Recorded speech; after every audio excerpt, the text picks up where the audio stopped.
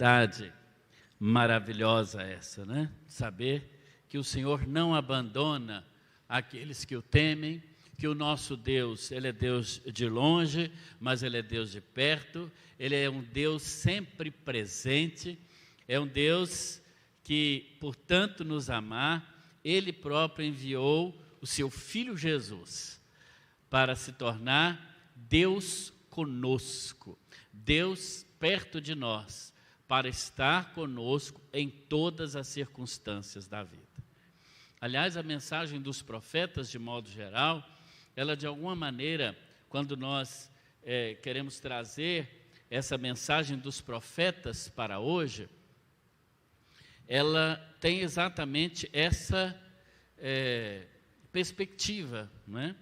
De pensarmos que os profetas, eles vão apresentar, não é? Um Deus, eles vão ser boca de Deus, como a própria palavra profeta no hebraico. A palavra profeta no hebraico, navi, é a mesma palavra para boca. Então, profeta e boca no Antigo Testamento é a mesma palavra. Ou seja, o profeta é aquele que é boca de Deus. É aquele que, quando fala, é o próprio Deus quem está falando por intermédio dele. Portanto, quando um profeta fala e falava no passado e era registrada essa profecia, era o peso do Senhor para aqueles que a ouviam. O que será que os profetas, boca de Deus, teriam para nos ensinar hoje? Os profetas, como eu disse, são 16 e são divididos na Bíblia nos chamados profetas maiores, que são 4, não é? Isaías, Jeremias, Ezequiel e Daniel. E os profetas menores, que são, quem sabe? Quem arrisca aí? Hã? Os menores. Não, o número. Quem falou? 12. Você está inteligente, né, irmão? Você nem foi para o seminário ainda e já está sabendo tudo, né? 12 os menores, né? 12. Tem que ler a cola aqui, senão eu não sei de cor, não. Oséias, Joel, Amós, Obadias, Jonas, Miqueias, Naum, Abacuque, Sofonias, Ageu, Zacarias e Malaquias. Né? E é interessante, né? A gente fazer essa reunião, essa semana mesmo. Eu peguei todos os meus sermões que eu prego, né, já há mais de 25 anos, e sempre eu faço uma cola escrita, né? E então essa cola eu guardo. E aí comprei várias pastinhas e pedi a Esther, minha sobrinha. Cadê a Esther? Ah, tá com as crianças. E a Esther, então, é que botou em ordem para mim pelo livro da Bíblia. Então, eu organizei tudo pelo livro da Bíblia. Está uma beleza. E aí eu falei com ela, olha, se você não souber qual é, você olha no índice. Ela falou assim, não, tio, eu não preciso. Eu falei, mas você sabe de cor? Nem eu sei, eu vou dizer aqui, eu não sei. E ela falou assim, não, é só cantar a musiquinha. Tem uma musiquinha. Gênesis, Êxodo, Levítico, Números. Só sei até aí. Daí para frente vocês... E dá certinho, ela cantava. Aí eu falei assim, Esther, mas vem cá, depois do Obadias, quem é? Só que aí ela tinha que começar a música no começo. E eu fiquei muito feliz com isso, né? Saber que ela, ainda que por meio da musiquinha, ela consegue falar todos os 66 livros da Bíblia, né? Isso é uma maravilha muito grande, né? Mas o que será que o profeta Daniel tem a nos ensinar? Sobretudo nessa experiência que nós conhecemos bem, esse texto, né? Dos quatro homens na fornalha, né? Ou o quarto homem da fornalha. E aí eu me lembrava, quando eu li esse texto, para trazer essa palavra para os irmãos, de uma ilustração que conta de uma filha, talvez adolescente, que chegou para a mãe e disse, mãe, eu estou com muito problema. E adolescente tem muito problema, né? E eu não estou aguentando mais. e eu acho que eu vou desistir desse negócio de Enem, de faculdade, de não sei o quê. E a mãe então chamou a filha e falou, vamos ali na cozinha. E a filha foi com ela na cozinha, achando que ela continuaria a ouvir, etc., né? Mas aí a mãe, muito sabiamente, pegou uma cenoura, pegou um ovo e pegou a lata do pó de café. E disse, o que é essas três coisas? Você sabe o que é isso, minha filha? Ela disse, claro, mãe. Uma cenoura, o ovo e o café. A mãe, então, pegou 3 panelas, colocou no fogo, botou água e colocou, então, a cenoura numa panela, o ovo na outra panela e derramou o pó de café, uma porção dele, na outra panela. E depois de um determinado tempo, não é? A mãe, então, tirou aqueles 3 ingredientes, né? Podemos dizer assim, e pediu, então, à filha para que pudesse verificar como cada um deles ficou, ou o que a ação do fogo fez com cada um daqueles elementos. E sabemos, então, o que aconteceu, não é? A filha, então, percebe e diz para a mãe, mãe, a cenoura que era tão rígida, tão dura, tão firme, agora ela está tão maleável, com um garfo você consegue facilmente triturá-la, ou enfim, amassá-la. Já o ovo, mesmo tendo uma casca tão rígida, tão protetora, não é? Que o impedia, enquanto ele estava cru, de que o seu interior, tão frágil, né? Tão líquido, pudesse entornar. Agora, a casca ficou tão mais fácil de ser quebrada e o que estava dentro, no caso a clara e a gema, rígida, ficou mais firme, endureceu. E a filha então perguntou para a mãe, e o café, mãe? O que aconteceu? Ele diz, olha, o café, ele transformou a água, a cor já não é a mesma, e está saindo, para quem gosta de café, imagina, aquele cheiro delicioso, né? Porque o cheiro de café é delicioso, né, irmão? Eu acho, assim, está dando 3 horas da tarde, 4 horas da tarde, né? A gente até começa a sentir já aquele cheiro, né? E parece que alguém sempre vai lá e faz um cafezinho, né? Interessante essa ilustração, porque, de alguma maneira, o fogo, a tribulação, a dificuldade, a adversidade, passar por uma situação assim, nem sempre é de todo ruim. A questão não é se nós vamos passar pela tribulação. A questão talvez é quando vamos passar pela tribulação, quando vamos passar pela dificuldade. E a questão maior é como vamos sair depois dela. Se vamos sair mais rígidos, mais fortes, tal como o ovo, ou talvez mais maleáveis. Às vezes nós precisamos ser realmente ser menos duros, mais flexíveis. Ou se vamos mudar a realidade à nossa volta, trazendo aroma, não é? Mudando aquela realidade, transformando e sendo transformado. Eu creio que é as 3 coisas. E talvez a experiência que o profeta Daniel registra dos seus 3 amigos, tão conhecido até pelas crianças, mas do texto qual nós podemos tirar tantas lições.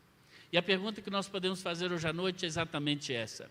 O que você, ou como você reage quando os obstáculos e as adversidades se lhe apresentam?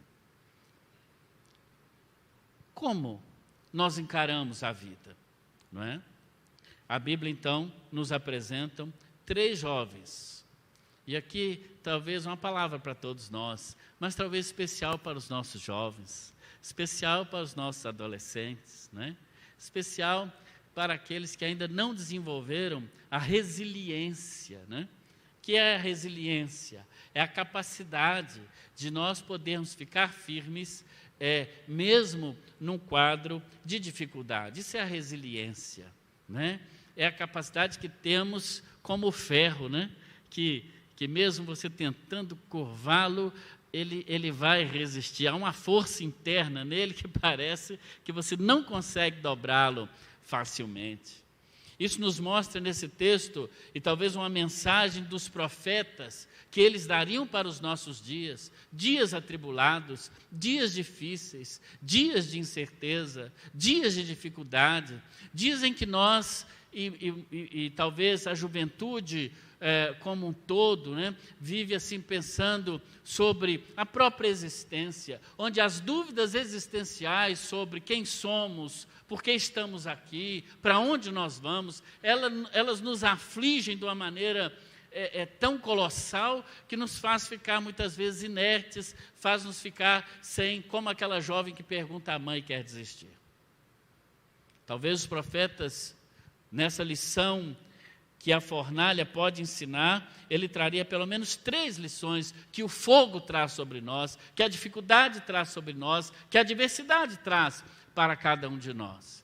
E a primeira delas talvez seria exatamente essa, que o fogo, ele tem a capacidade de nos tornar ainda mais firmes, mais resilientes, saímos de uma situação de dificuldade ainda mais fortes. Eu gosto de dizer, e creio realmente nisso, que os problemas, eles se nos apresentam não como problemas. Os problemas são bênção de Deus disfarçado. Eles vêm às vezes, cadê sua caixinha? O povo já está pegando o negócio.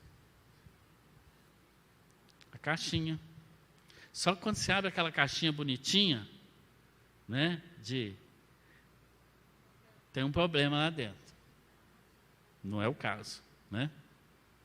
É benção. Se quiser dividir o seu problema comigo, nós dividimos. Mas eu gosto de pensar que muitas vezes os problemas são bênçãos de Deus disfarçadas de problema. E quando um problema chega para nós, ele chega para nós como uma oportunidade de sermos parte da solução. Se algum problema chegou para você, é porque Deus está dizendo assim, você pode ser parte da solução. Como Neemias, né? Que o Anani chega para ele e diz, olha, Jerusalém está queimada a fogo, está tudo quebrado, e Neemias poderia perfeitamente ficar na dele, tranquilo, mas ele vai lá e se torna parte da solução, não do problema, mas da solução. Então, se tem um problema de família que chegou para você, agradece a Deus, como Tiago fala, né? Tenham por ganho de gozo o passar pela tribulação, porque a tribulação produz a perseverança. E podemos dizer a resiliência, que é a capacidade de passarmos pelo fogo, sofrermos sim a ação dele na nossa vida, mas sairmos ainda mais preparados, ainda mais prontos para a vida. E o fogo, no caso dos jovens hebreus, se você fechou sua Bíblia, eu pediria que a abrisse no capítulo 3 de Daniel, o fogo nos torna mais firmes para não cedermos aos ídolos. Eu acho que um grande problema que nós temos hoje é a idolatria. E quando eu falo idolatria, me refiro também à idolatria religiosa, a tudo aquilo que substitui Deus no seu culto, e qualquer coisa que substitui Deus no seu culto é idolatria, mas a idolatria do consumismo. Existe uma idolatria do consumismo, e o consumismo tem os seus templos, não é? Ouvindo uma palestra certa vez de um teólogo, inclusive um teólogo católico, ele dizia, lá na PUC em Betim, participei de uma palestra, e ele fazia uma relação muito interessante com as catedrais do passado, não é? Toda cidade pequena que você chegava tinha uma catedral, e algumas ainda tem, né? Algumas ainda tem aqui no interior de Minas. Passei outro dia aqui indo para Mantena, no ano passado, como é que chama? Divino das Laranjeiras, né? Tem aquela bem na praça ali tem aquela igreja. Lá em Janaúba, no norte de Minas, a catedral da cidade é a primeira igreja batista. Do meu amigo, o pastor lá. Trabalhamos junto, inclusive. A catedral é a primeira igreja batista. Aqui quase foi, né? Se a gente está ali na praça, já seria. Mas aquele teólogo, ele diz então que atualmente, na religião do consumo, e com o Deus que começa com D, mas tem 5 letras, né? Estou conferindo aqui se é isso mesmo. O Deus que começa com D é o dólar. Não é isso? Não é com 4 letras, é com 5 letras. E o que seria a catedral do consumo aí? Tem imagens, inclusive, lá. As mulheres vão ali e ficam olhando para aquelas imagens lá, vestido com aquelas roupas, com aquelas sandálias, né? Tem até as imagens de escultura lá, não tem? Como é que chama a catedral do consumo? O shopping center, né? Você vai ali, está todo o pecado reunido num só lugar. Talvez os profetas hoje falariam sobre isso, sobre esses ídolos. Mas o fogo, ele nos torna mais firmes para não ceder aos ídolos, seja aqueles fabricados pelo homem, e no caso aqui do contexto, o rei Nabuco, né?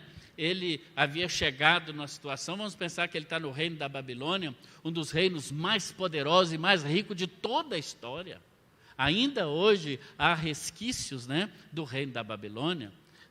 Foram os jardins suspensos construídos pelo rei Nabucodonosor, que se tornaram uma das 7 maravilhas do mundo antigo, não é? Os jardins suspensos da Babilônia. Na Babilônia havia água encanada, água quente chegava na torneira. Imagina vocês, em Valadares chega sem precisar ter tanta dificuldade. Mas lá não, lá era mais complicado chegar água quente na torneira. Tinha lá rede de esgoto, imagina? Na Babilônia, um dos maiores reinos, até hoje ainda há resquício, o rei Nabuco. Então ele chegou num ponto que ele se sentia o próprio Deus. Ele mandou então fazer uma grande estátua de si próprio, né? E todas as pessoas então tinham que ali adorar, se ajoelhar diante daquela imagem para ser adorado. O versículo, no capítulo 3, versículos 1 e 2, está exatamente dando essa conotação ao texto. A grande imagem feita toda de ouro que o rei Nabuco mandou ser construído ali. Então, ainda hoje os profetas pregariam contra todo tipo de idolatria fabricada pelo homem. E os reis da terra, agora também os juízes da terra, né, eles se acham os próprios donos e precisam ser adorados. E todos precisam se curvar. E se não curvar, eles fazem como o rei Nabucodonosor, no versículo 19, que o versículo 19 diz assim: quando aqueles 3 jovens, eles resolveram não se ajoelhar e não se curvar diante daquele ídolo fabricado por mãos humanas. A Bíblia diz no versículo 19, desse mesmo capítulo 3 que lemos, que o rei ficou cheio de fúria e o aspecto do seu rosto se alterou. Os reis da terra são assim, quando não são bajulados, quando alguém não se curva diante deles, ele se enche de fúria. Se enche de fúria.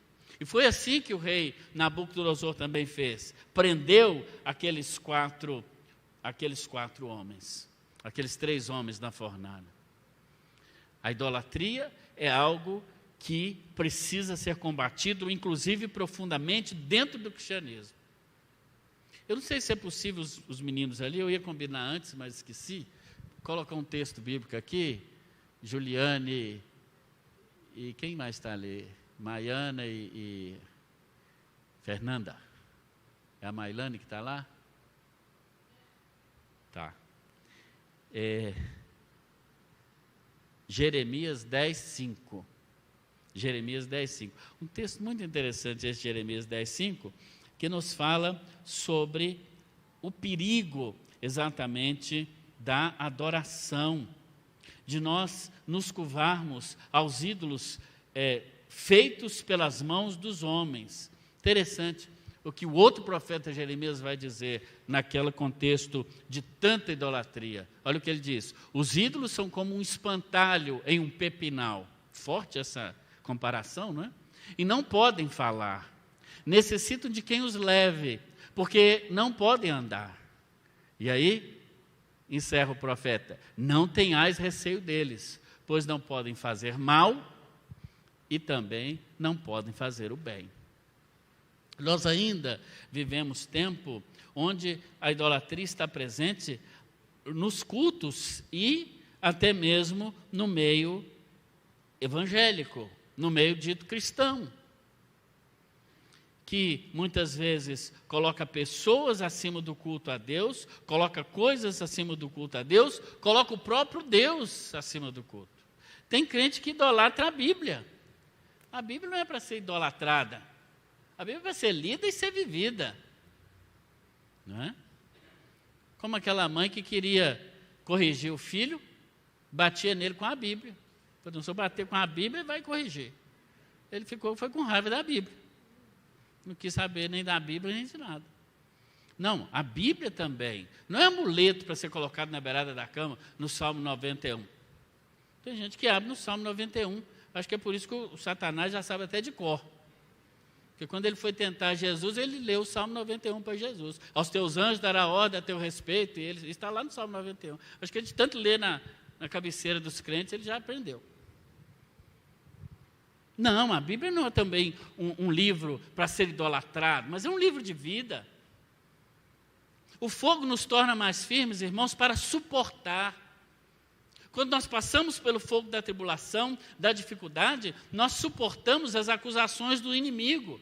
Porque os inimigos daqueles 3 jovens chegaram então para o rei, no versículo 12 do texto que lemos, e diz assim, olha, Senhor, o Senhor fez o decreto para todo mundo se curvar, olha o que ele diz aí no versículo 12, mas tem uns judeuzinhos aí, olha a discriminação aí, né? Tem uns judeus aí, eles estavam na Babilônia, exilados, mas aqueles judeus mais inteligentes, mais capacitados, que o próprio Deus havia abençoado, o próprio rei havia colocado em lugar de destaque no reino. Isso mostra que Deus também ele pode nos usar para nos colocar em situações de destaque. Eu quero dizer aos jovens, aos adolescentes, que o Senhor quer colocar vocês também em lugares de destaque na nação. O Senhor precisa de homens e mulheres dele mesmo nas câmaras de vereadores, nas prefeituras, ocupando espaço em Brasília, ocupando espaço em todos os lugares de influência, na magistratura, porque entendemos que quando homens e mulheres de Deus ocuparem os lugares estratégicos da nação, então toda a nação também pode ser transformada. E Deus, ao longo da história, Ele mudou a história através de pessoas, em lugares estratégicos que Ele mesmo colocou. Mas não parece que essas pessoas, como muitos, se corromperam nesses lugares de destaque, mas que se mantivessem firmes ao seu propósito, como esses 3 jovens. Há um tempo atrás, no auge da Operação Lava Jato, uma conversa que foi gravada entre 2 grandes políticos na época da nação, criticavam os promotores de Curitiba, né? Que trouxe à tona muitas coisas erradas que estavam acontecendo, e eu creio que o nosso país tem sido passado a limpo, e grande parte disso é fruto da oração da igreja. Mas aqueles 2 grandes líderes falavam, né, criticando as operações daquela Lava Jato, e um dizia para o outro assim, você sabe que aqueles caras são crentes, né? Eles são crentes, né? Pelo menos um eu sei que é, nosso irmão em Cristo, Batista, da igreja de Bacaxeri, em Curitiba. E crente é assim mesmo, que é o que é certo, o que é adequado, não se corrompe. Mas é claro que muitos vão dizer, tem uns judeuzinhos aí, tem uns crentezinhos por aí, tem uns cristãozinhos aí. Como um judeu pode estar em posição importante no reino da Babilônia? Não é normal isso. Vai atrair a inveja. Talvez nós enfrentamos isso também como cristãos no nosso trabalho. E Deus quer nos colocar em local de destaque no nosso trabalho. Com certeza. Mas não tenha dúvida de que virá a oposição. A fornalha vem.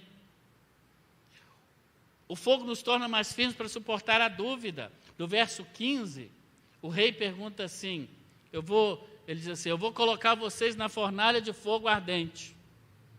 E ele pergunta, e quem é o Deus que os poderá livrar das minhas mãos? O rei Nabuco se achava, aliás, um dos títulos que ele tinha era o de Rei dos Reis. Porque naquela época ele era o rei realmente de todos os reis da terra. Claro, da terra conhecida até então, não é? A pergunta do verso 15, no finalzinho do versículo, está aí. Pode até grifar na sua Bíblia. Está dizendo aí assim, quem é o Deus que vos livrará? Talvez os profetas, se estivessem pregando hoje, eles fariam para nós também essa pergunta. Diante de um quadro de uma doença incurável, diante de um quadro de uma situação que não se pode ser mudada, diante de um quadro do impossível, talvez alguém dissesse a você, quem é o Deus que poderá te livrar? Quem sabe nós mesmos, diante de uma situação, fizéssemos também essa pergunta. Quem é o Deus? E aqui para os jovens e para os adolescentes, mais uma vez, o culto hoje não é culto de jovem e adolescente, nós estamos tratando de 3 jovens. Talvez na sua faculdade, no seu colégio, a grande pergunta que se faz, seus professores lá, no seu curso, eles podem perguntar, quem é o Deus? Quem é esse Deus que você serve? Isso é muito antiquado. Você crê no criacionismo? Como assim? Já está provado pela ciência, porque a ciência agora virou naquilo que interessa aos outros da ciência, a ciência é um excelente postulado. Mas naquilo que não interessa, aí vai outras teorias.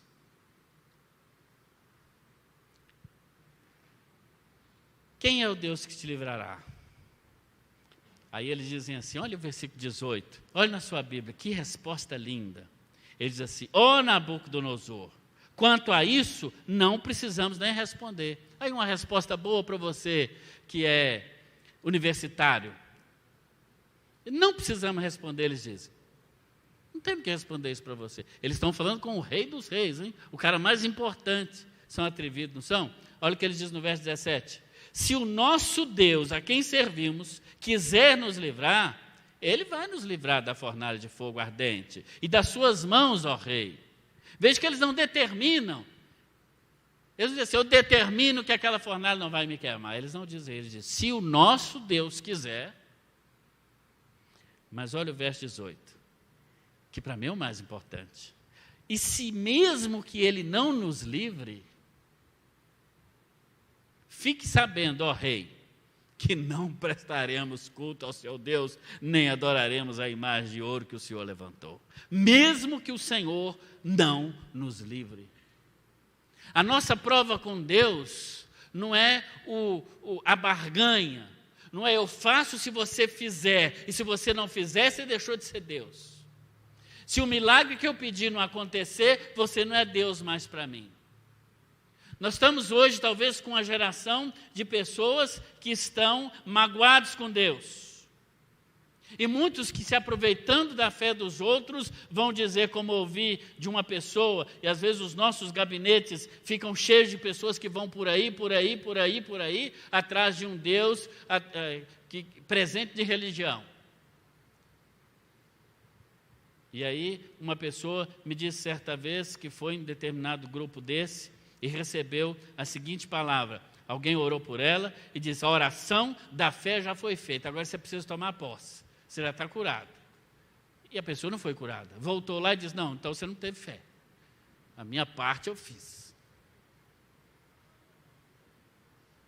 Não, mesmo se Deus não quiser nos livrar, nós não vamos prestar cultos.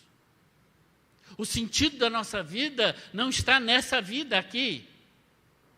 Ela está aqui, mas ela salta para a eternidade. Se Deus nos curar, nos abençoar, glória a Deus por isso. E se não o fizer, glória a Deus por isso. Como teria dito o pastor Mauro Israel, se não me engano, da primeira igreja batista de Bangu, na cidade do Rio, no auge da sua doença, ele disse: ou eu vou ver a glória de Deus, aliás, contrário, ele disse para a igreja: se o Senhor me curar, vocês vão ver a glória de Deus. E se Ele não curar, eu vou ver a glória de Deus. Amém? Esse é o nosso Deus, que não tem obrigação de nos livrar da fornalha, mas a quem nós devemos nossa completa e absoluta fidelidade. Quem é o Deus que poderá livrar? É o que temos ouvido hoje, muitas vezes na televisão, nas ideologias. Li recentemente falando sobre os jovens e a evangelização, sobre jovens cristãos que não se envolvem com o evangelismo em respeito à diversidade religiosa. Então o evangelismo seria uma violência. Quem falou que evangelismo é para alguém mudar de religião? Evangelismo é sobre vida. Nós evangelizamos não é para alguém mudar de religião. Nós evangelizamos é para alguém mudar de vida. É para ter vida com Cristo. E precisamos evangelizar até dentro da igreja, porque muita gente dentro da igreja precisa mudar de vida e aceitar Jesus como Salvador. Porque batismo não salva ninguém, não.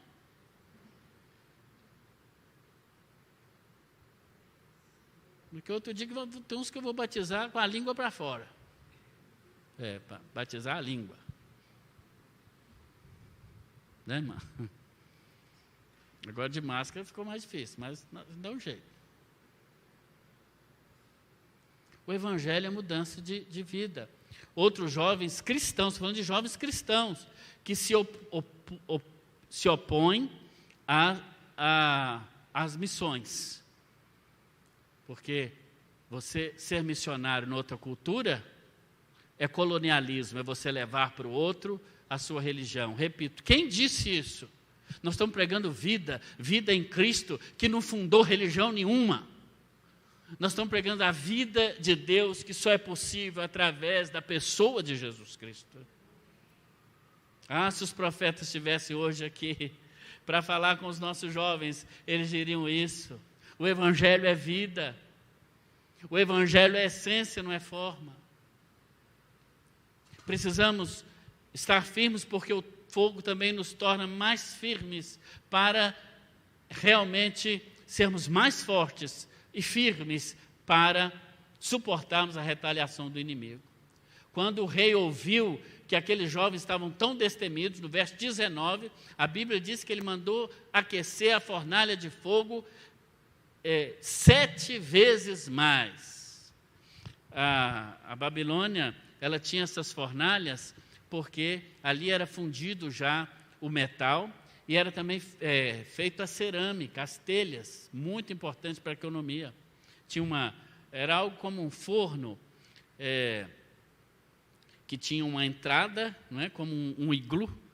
Já viram o iglu naquele formato, uma porta na frente, mas em cima tinha uma outra possibilidade de entrada de oxigênio. Então, quando aquilo esquentava para valer. Esquentou 7 vezes mais. Existem muitos problemas, muitas situações na nossa vida que parecem tentar nos dobrar. E às vezes, quando nós resolvemos fazer a vontade de Deus, a fornalha às vezes parece esquentar ainda mais.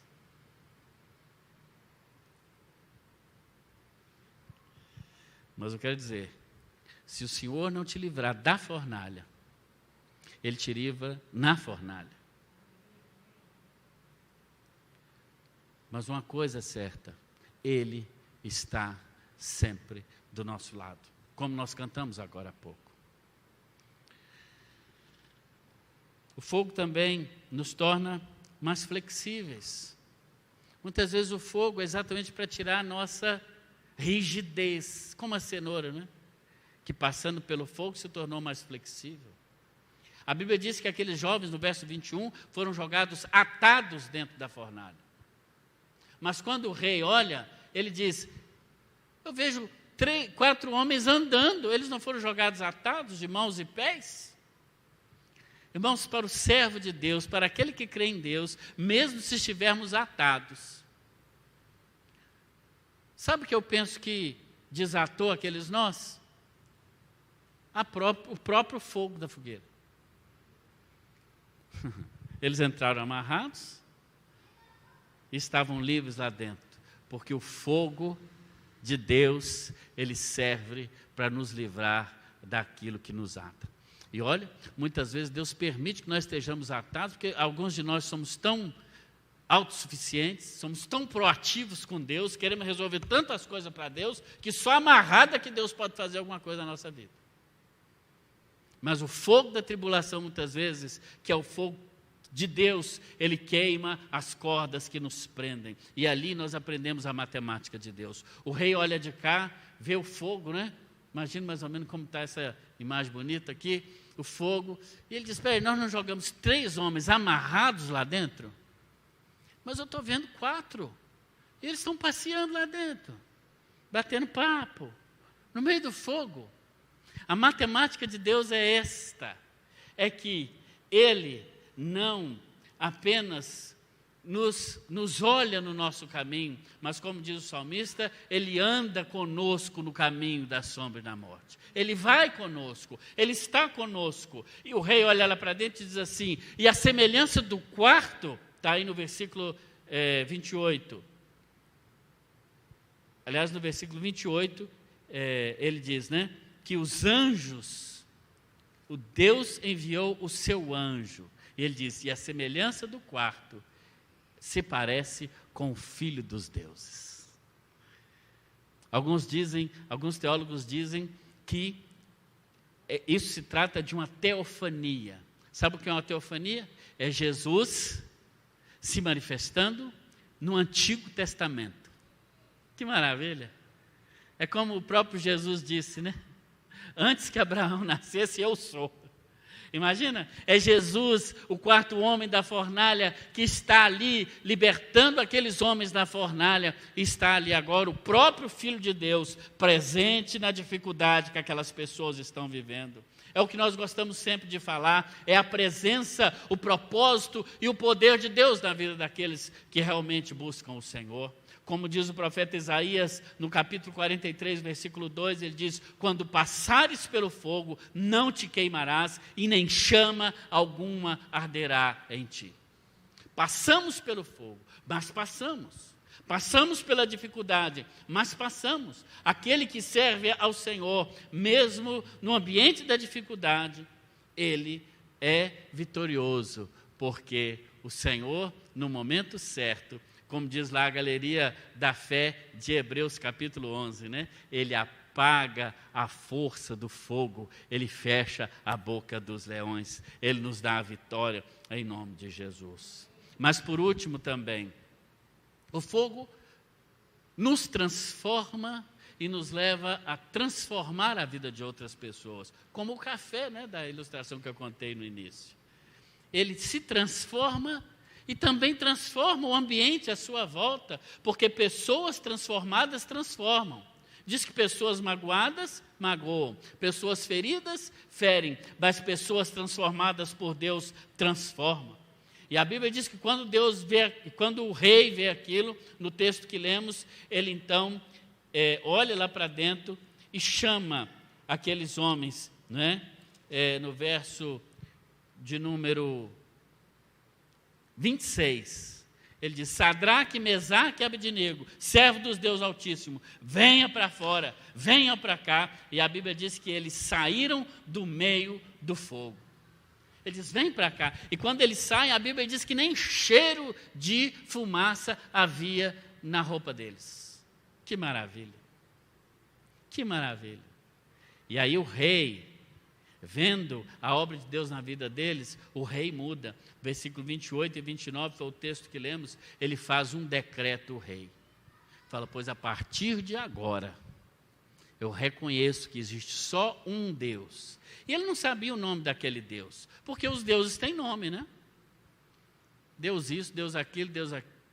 O rei não sabia, ele mandou escrever no decreto. Sabe o nome que ele deu?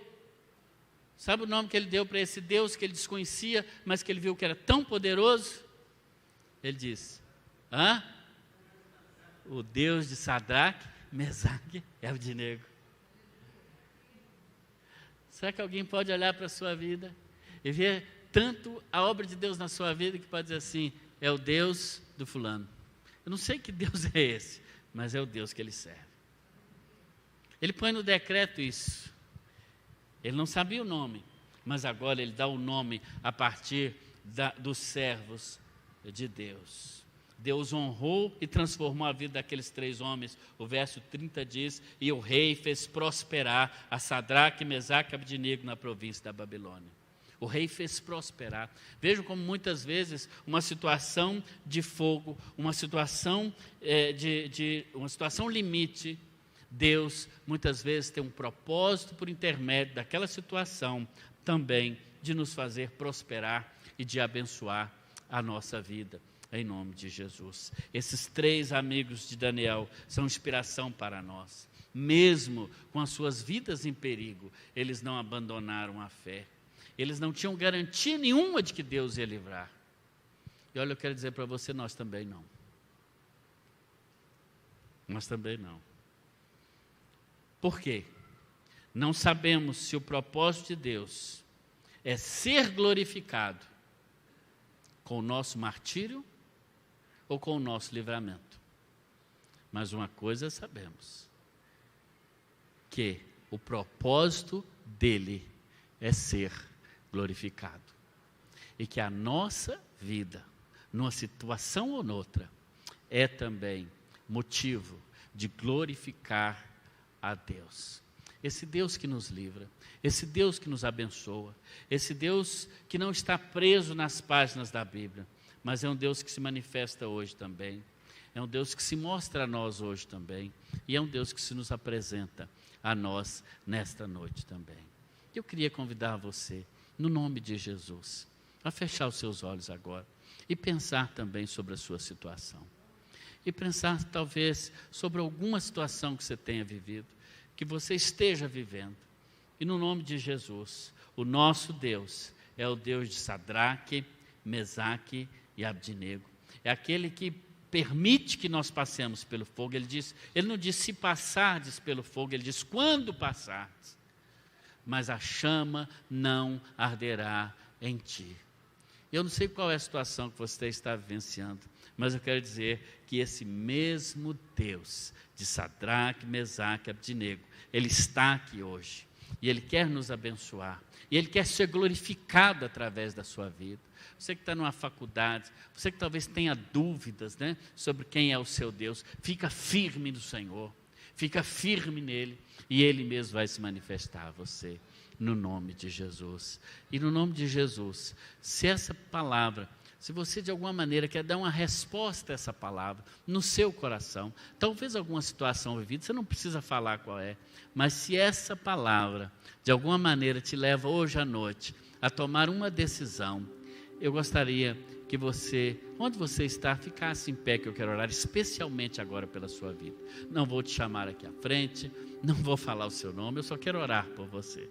Se essa mensagem, se essa palavra, ela desperta em você, para que você tome uma decisão hoje à noite, você entende como uma resposta do Senhor para o seu coração, para a sua vida, onde você está, fique em pé, e eu quero orar pela sua vida, especialmente agora, colocando a sua vida no altar do Senhor, pedindo ao Senhor que venha, em nome de Jesus, com graça, com misericórdia, poder atuar nessa situação que você tem vivido, e poder, junto com você, também estar aqui, abençoando a sua vida. Graças a Deus, alguns irmãos estão fazendo isso. Vamos orar. Pai querido, no nome de Jesus, nós te glorificamos, ó Deus, porque o Senhor sempre vem em nosso socorro, porque o Senhor sempre se faz presente na nossa vida. Por isso pedimos, ó Deus, que o Senhor visite agora cada uma vida aqui. Ó Pai, como a tua palavra, ela é palavra viva, ela é palavra eficaz, penetrante como espada alguma de dois gumes.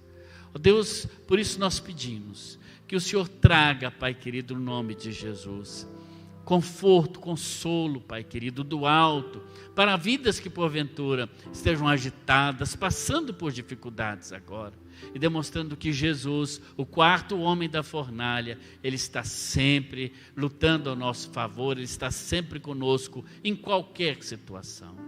Mas, Pai bendito, também aqueles que estão tão desatentos à palavra do Senhor, tão envolvidos com as questões da sua própria vida, do seu viver diário, do seu trabalho, tão absortos, ó Pai, em ideias que às vezes até mesmo negam a fé no Senhor.